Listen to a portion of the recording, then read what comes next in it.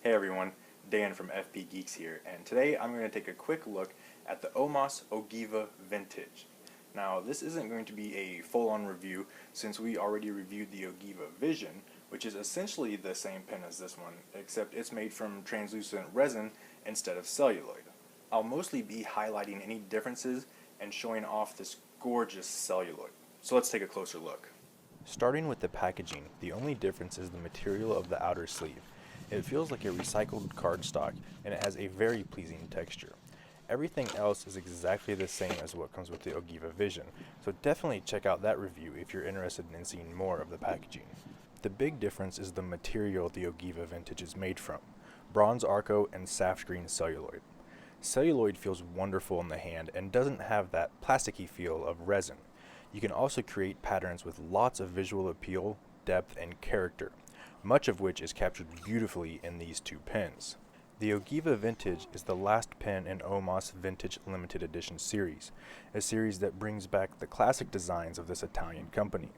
The Ogiva model, created in 1927, features a smooth, rounded shape that's pleasing to both the eye and the hand. The Ogiva is a very light pen, weighing in at only 21 grams. It's light enough to prevent fatigue should you be so lucky to use it for hours on end, yet large enough to fill the hand and obtain a comfortable grip. Some of that vintage styling can be seen right here in the roller clip. And if you didn't notice it before, the saft green pen comes with rose gold plated trim, while the bronze Arco comes with yellow gold trim. And each pen is limited to 527 pieces. Nib options on the Ogiva are plentiful, starting with what you see here. The 14K Extra Flessibile, which is Italian for flexible, comes in extra fine, fine, and medium widths. There's also the standard 18 karat gold nib that comes in extra fine, fine, medium, broad, and stub widths, so you have lots of options to fit all your writing styles. You'll instantly notice the difference in appearance between the two, but what's much more profound is the difference in feel, which I'll get into more later. If you watched or read the review of the Ogiva Vision, you'll know my biggest issue was with the piston filler. It was very sticky and squeaky and a little difficult to operate. I'm happy to say that the piston in the Ogiva Vintage has been greatly improved. It's much smoother and easier to operate.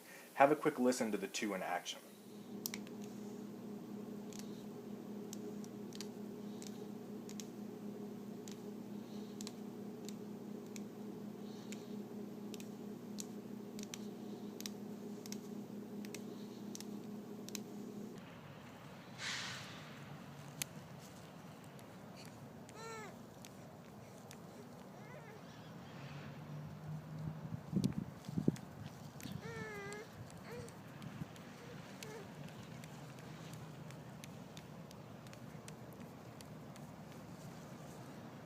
While the piston is much improved, it's still not quite up to Pelican standards.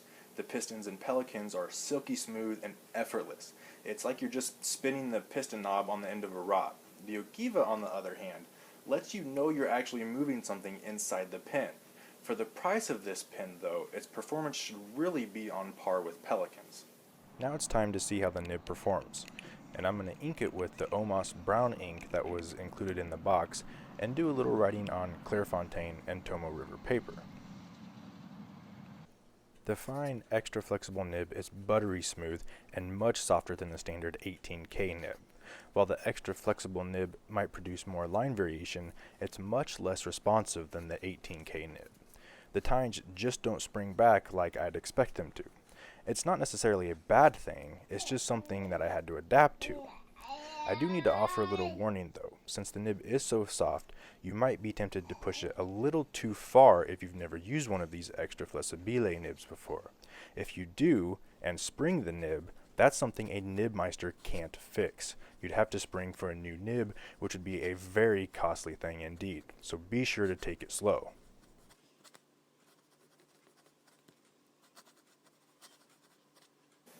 So that's the Omas Ogiva Vintage. Now, I really like this pen, so much so that I added one to my own collection.